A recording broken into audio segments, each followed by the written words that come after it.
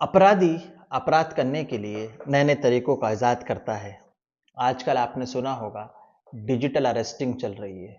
Digital arresting के माध्यम से आपको अरेस्ट कर लिया जाएगा और आपको छोड़ने के नाम पर पैसे मांगे जाएंगे। आज की जो सच्ची घटना है वो डिजिटल अरेस्टिंग के बारे में ही है।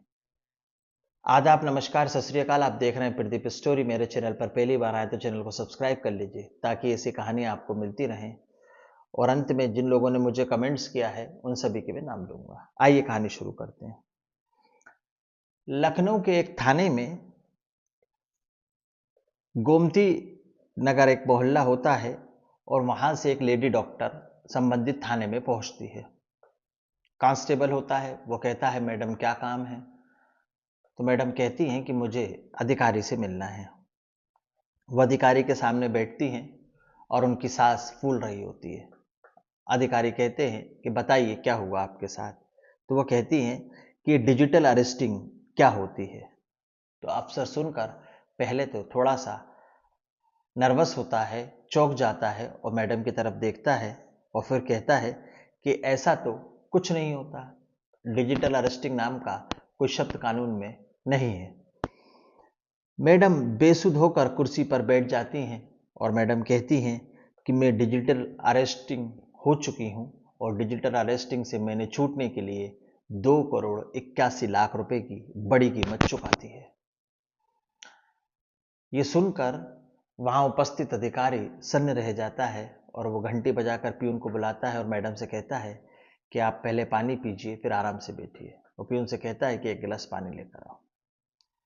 अभी लेडी डॉक्टर कौन थी, इसके साथ क्या हुआ, किसने इसको डिजिटल अरेस्ट किया और ये छूटी कैसे, ये सारी कहानी, सारा वाक्य आज आपको जानने को मिलेगा। ये असली कहानी, सच्ची कहानी लखनऊ की है।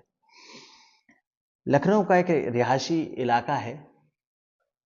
वहां पर रहने वाली एक लेडी डॉक्टर जिनके पास 5 अगस्त 2024 की सुबह लगभग 11 बजे एक फोन आता है। फोन करने वाला पूछता है कि क्या मेरी बात रुचिका टंडन से हो रही है। तो डॉक्टर बोलती हैं हाँ। उधर से वो बोलता है कि अपनी सिमों को बंद किया जा रहा है। आपकी जितनी भी सिमें, जितने भी नंबर हैं, हम सबको बंद कर रहे हैं जो कि आपके नाम पर हैं। और उन सभी खातों को जल्दी बंद कर दिया जाएगा जो आपकी सिम से लिंक हैं। क्योंकि हमारे जो खाते होते हैं वो आधार कार्ड और सिम से लिंक होते हैं जिन पे मैसेज आता है। तो वो कहता है कि मैं आपकी सारी सिमों को बंद कर दूंगा और आपके सारे खातों को भी बंद कर दूंगा। मैडम कहती हैं कि आपको पता है आप किससे बात कर रहे हो, कड़क आवाज में बोलती हैं। तो उधर से वो बोलता है कि हाँ मुझे पता है, मैं SGPGI की एसोसिएट प्रोफेसर रुचिका टंडन से बात कर रहा हूँ। Sanjay Gandhi post institute science की असिस्टेंट प्रोफेसर बात कर रहा हूँ। मुझे पता है आप कौन हो और मैं मुंबई क्राइम ब्रांच से बात कर रहा हूँ। मैडम आप ये जान लीजिए पहले। वैसा बोलता है। तुम्हारे नाम पर जो नंबर इशू है उनसे बड़े बड़े अपराधों को अंजाम दिया गया है। अब आपकी खैर नहीं है। मैं सारे नंबर बंद करूंगा, सारे खाते बंद करूंगा। मैडम ये सुनती हैं और घबरा जाती हैं और बोलती हैं आप ऐसा मत कीजिए, मुझे इस चीज से बचने के लिए क्या करना होगा बताइए। क्योंकि शरीफ व्यक्ति पुलिस का नाम सुनते ही घबरा जाता है, ये बात सच है। वो बोलता है कि मैं कुछ नहीं कर सकता, मैं तो आपको नंबर बंद करने की इत्तला दे रहा था। जो मेरा काम है वो मैंने कर दिया, इंटीमेशन आपको दे दिया। अब आपसे हमारे IPS और IAS बात करेंगे और राधे श्याम जी जो हैं वो आपसे बात करेंगे। मैडम को समझ पाती उससे पहले ही मैडम के नंबर पर एक वीडियो कॉल आ जाता है। उधर से व्यक्ति बोलता है IPS की वर्दी पहने हुए कि मैं राधे श्याम IPS बोल रहा हूं और रुतबा IAS जैसा, बात करने का तरीका भी वैसा, वर्दी पहन रखी थी, वायरलेस रखा था, गन, फाइल सब कुछ रखी थी।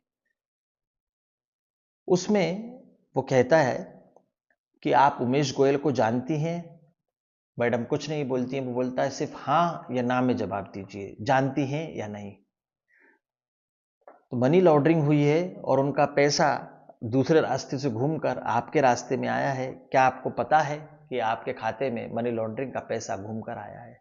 सिर्फ मुझे हाँ और ना में जवाब चाहिए। मैडम कहती हैं कि मेरे खाते में क्यों आएगा, मैं ऐसा कोई काम करती नहीं हूं। तो वो बोलता है कि आपके नाम से सिम ली है उससे जो अकाउंट ऑपरेट किए जा रहे हैं उसमें वो पैसा आता है और उस पैसे से मानव तस्करी की जाती है, गलत संगठन को सपोर्ट किया जाता है, वगैरह वगैरह। अब डॉक्टर घबरा जाती हैं, वो बोलती है मुझे क्या करना होगा। तो वो बोलते हैं कि आप मुंबई आइए अपने बयान देने के लिए, क्राइम ब्रांच में आपके बयान दर्ज होंगे, और या फिर हमें आपके पते पर लखनऊ पर आना होगा, आप अपना घर का पता दीजिए, हम आपके घर लखनऊ पे आएंगे। अब वो कहती हैं कि ये तो असंभव है कि तुरंत एकदम से मैं लखनऊ से मुंबई पहुंच जाऊं, अब मुझे क्या कर सकती हूं, आप मेरी मदद कीजिए। तो पहले पुलिस थाना से बात होती है, फिर आईपीएस अधिकारी बनकर बात करता है, फिर ईडी का फोन आता है। मतलब डॉक्टर को सोचने और समझने का मौका ही नहीं दिया जाता है कि वो किसी से बात करे, किसी से सलाह ले या किसी को फोन करे। पहले कॉल, फिर वीडियो कॉल, फिर ईडी का कॉल। अब ईडी का अधिकारी कहता है कि आप नहीं आ सकती तो कोई बात नहीं, आप अपना पक्ष ऑनलाइन रखिए। जैसे ही ऑनलाइन की बात आती है दोस्तों, यहां से एक नई कहानी चालू होती है। यहीं से चालू होता है ऑनलाइन अरेस्टिंग का खेल। ये ऑनलाइन अरेस्टिंग कहलाएगी और आप हमसे बात करेंगी, पर आप इस दौरान और किसी व्यक्ति से बात नहीं करेंगी। जिससे बात करनी है उसे भी हम गिरफ्तार कर लेंगे। यदि आपने हमसे बात करने के दौरान कॉल को कट किया या किसी और व्यक्ति से बात किया तो हम उसे भी आरोपी बना देंगे। डिजिटल अरेस्टिंग अब कुछ ऑनलाइन होगा, सब कुछ ऑनलाइन होगा। हिंदी और अंग्रेजी में बात करता है, अपने आप को सिद्ध करता है कि पढ़ा लिखा अधिकारी है, और डॉक्टर साहिबा उसकी बातों पर विश्वास भी कर लेती हैं। एक आप मोबाइल लो, एक नई सिम लो, उस पर व्हाट्सएप आएगा, हम आपको कागज भेजेंगे और उन फॉर्म का भरकर आप हमें जवाब दो। सभी जानकारी बिल्कुल सही होनी चाहिए, अगर कोई भी जानकारी हुई तो आप हमसे बच नहीं पाओगे। अब वो पूछता है कि आपके बैंक में कितने खाते हैं और किस बैंक में खाते हैं। हम मिलान करेंगे, क्रॉस चेक करेंगे कि आपके नाम पर कितने खाते हैं। तो मैडम कहती हैं कि बताती हैं कि मेरे नाम पे इतने इतने खाते हैं और बात करती रहती हैं। अब वो कहती हैं क्या मैं सो जाऊं, तो परिवार के लोगों से कहती हैं कि अब मुझे सोना है। अब वो परेशान थी, हैरान थी। परिवार के लोग पूछते भी हैं कि क्या बात है, पर वो किसी को कुछ बताती नहीं है। अब नया मोबाइल ले लिया था उन्होंने, एक नई सिम ले ली थी। उस पर पहला कॉल आता है 1 अगस्त को, 1 अगस्त 2024 पे। दूसरा कॉल आता है 2 अगस्त 24 को, 2 अगस्त को। वो बात स्टार्ट हो जाती है और 3 अगस्त का दिन आ जाता है।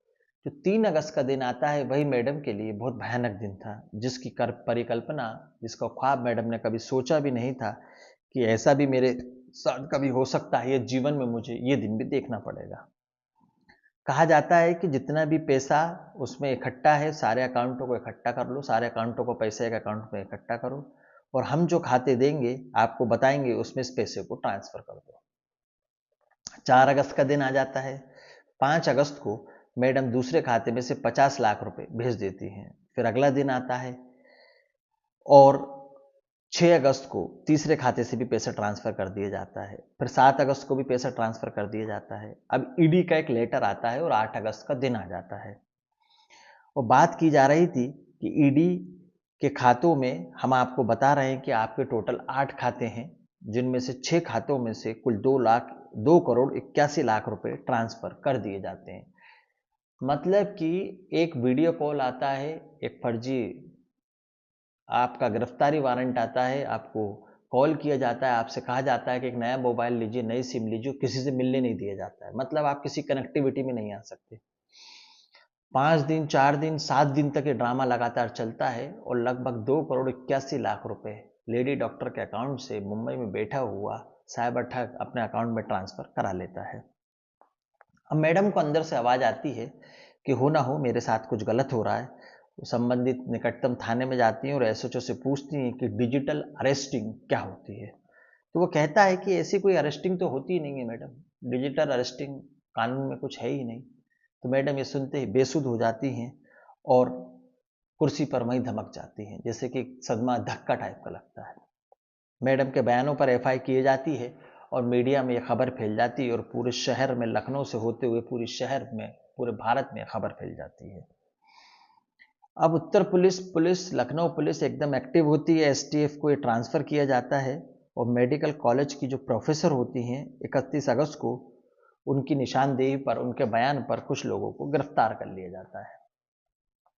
अब जिनके खाते में ये पैसा ट्रांसफर हुआ था, मतलब मैडम से उन्होंने लगभग 2 करोड़ 81 लाख रुपए लिए और अन्य अन्य खातों में ट्रांसफर करवाए, वो लोग तो बहुत गरीब थे।